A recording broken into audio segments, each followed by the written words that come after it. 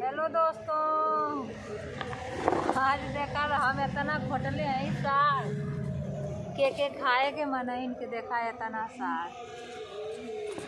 तो दोस्तों आप लोग हमें बराबर सपोर्ट नहीं कर रहे हैं, हमें सपोर्ट करिए और जो है अपना दिखा दीजिए। लोग बोल रहे हैं अब जो है कि अरे वीडियो बनाते हो ये बात, आप लोग दिखा दीजिए कि आप लोग हमें कितना सपोर्ट कर रहे हैं। तो दोस्तों इतना सपोर्ट करिए,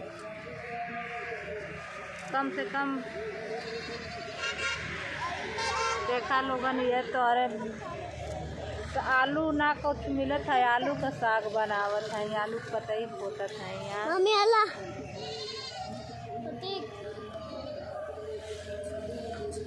दोस्तों आलू की पतई खोट रही आप लोग अपना प्यार और आशीर्वाद दीजिए। और